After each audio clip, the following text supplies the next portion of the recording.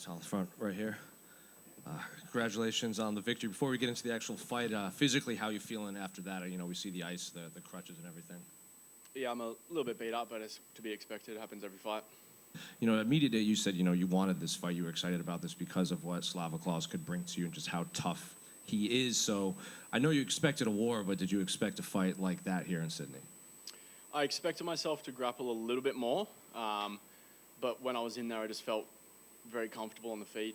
I changed a few things up with my weight cut, so I was confident in my ability to take damage, to give damage, to not get tired.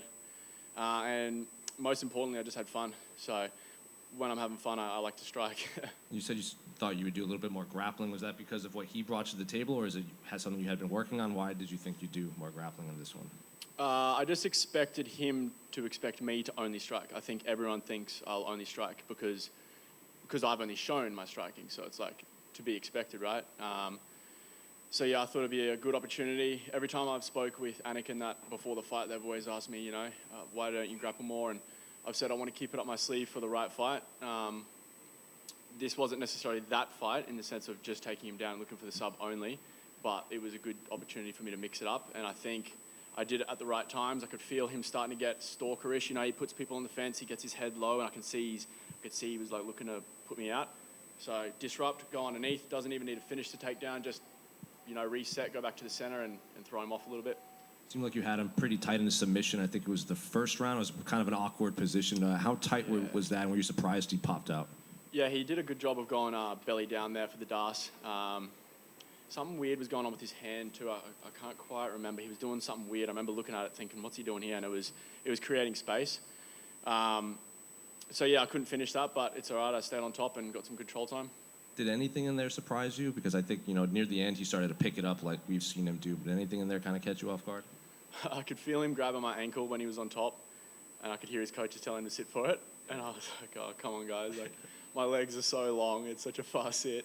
And then he did. Last 10 seconds, he was like, oh, let's go. He sat back. Is that when you were kind of laughing at him? When the yeah. He, Faber and that were telling him to tickle me and shit. Like obviously joking, but it was funny. It was a cool moment.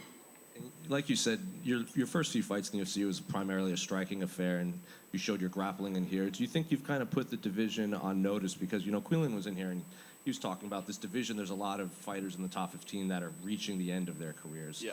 And he's, in his words were, there's going to be a new surge of lightweights coming up to the top 15. Do you feel like you've put a lot of these up-and-coming lightweights on notice that you can also grapple as well as strike?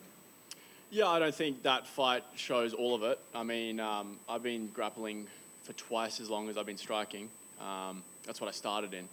So I still have a huge arsenal that I haven't shown yet. But I mean, I think it's to be expected, right? Unless you're a specialist like Slava, I think everyone can grapple, everyone can wrestle, everyone can strike. Some people do it better than others in different areas. I think for me, it's more my size and my ability to throw strikes with my body type. I think that's unique for this division because obviously I'm so tall and long. And I'm predominantly long through my legs, so I can keep people at range quite well. And yeah, when I'm on and I'm doing that, I think I'm one of the most dangerous lightweights in the world for sure. And just last one for me, completely unrelated to this fight. Was that a pain tattoo on your knee? Yeah. Why specific? Why pain? Why him? He's my favorite character from it. Well, one of him and Itachi, but I just like his arc. He's cool, gangster. Thanks, bro. And Tom's to the back here. There was a moment, you talked about your grappling, there was almost a moment where you welcomed him into your guard. Did you really want to show that off, or was that just saying, like, I can go anywhere? Well, I wasn't sure what he was doing. Like, his coaches were telling him to kick me there, and I was thinking, well, is he kicking me to try and get me to stand up and then, like, blast me? Because if that's the case, I'm not going to stand up. I'm just going to stomp on his leg here. But then he would walk forward, and I started up-kicking him, and obviously I split him open with that. So I'm like, well, if you're not really sure what you're going to do here, I'm just going to sit here and kick you, But yeah, also if he wanted to come down to the guard, I mean, we had a minute there of just smashing each other's heads in from And he's got crazy kickboxing experience. Did you expect, like, in all honesty, did you expect to have as much success as you did on the feet with him?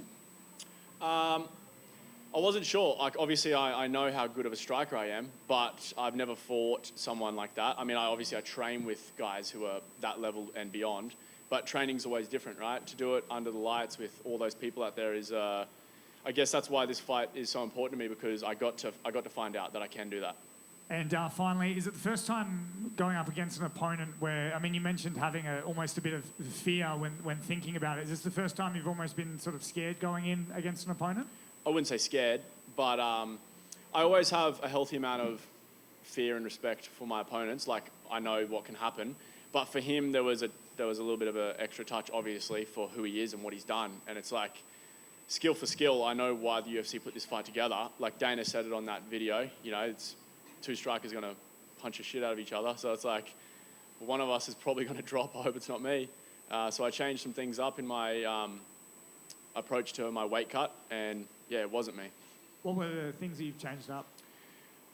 So for my entire professional career, I've made weight without any sort of sweat or dehydration. Like, it's all just been through diet. But that actually ends up taken away from me, like, physically. Like, it's just not good for your testosterone levels, and like, being that low body fat percentage, not good. So this time I did my first sweat out since being a featherweight at 19 years old. And everything just went back to where it's meant to, you know. I don't feel bloated. Like, usually go out there and I'm like, my vision's a little funny, I'm a little bloated. I'm like, oh man, this sucks. But tonight I felt awesome, today. Awesome. Congrats, mate. Thank you, bro. Tom, just over here to your right. Talking about that heightened kind of level of respect you had because of your opponent's previous, history with striking. You have that walking into the cage, but in the cage, in the fight, you're smiling. When you are on your back, you're moving closer to him to land up kicks. It didn't seem like there was any fear in there from you. When does that feeling shift and you realize, like, oh, we can have some fun in here? I think I achieved that at the back. My coach has a really good way of talking to me. He can tell when I'm a bit too tense, and he'll let me know. He says the right words to me, like, relax, have fun out there. He gets me in my flow state sort of thing. So, like, the warm-up is usually quite tense and rigid, and then I relax a little bit, and then I kind of go maybe a little bit overboard with the flowiness, and then I kind of find the happy medium and rein it in. And I just trust my coach. He's been around forever. Steve Compton, he's one of the GOATs, So, he tells me I'm ready. He told me leading into this fight, he said, man, you don't have to grapple this guy at all. You can win this on the feet.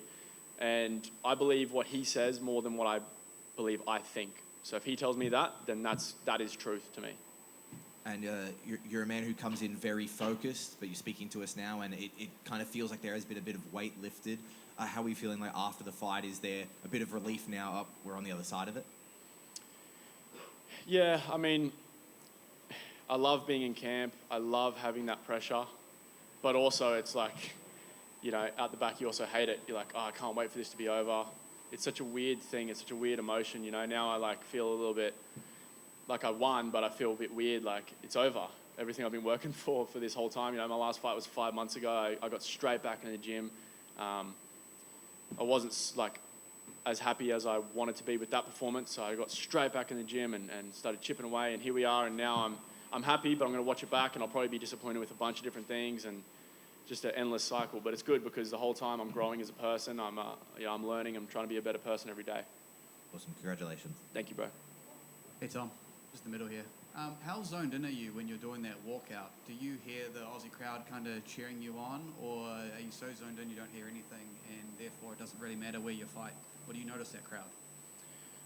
As my career's progressed, I've become more comfortable with that. Like, I remember fighting on Eternal at the Southport Sharks and walking out and, maybe 1,000 people and feeling so nervous. But this one was like almost like a video game or a movie. I could hear the crowd. I was fist bumping them, and I'm looking up and I'm seeing.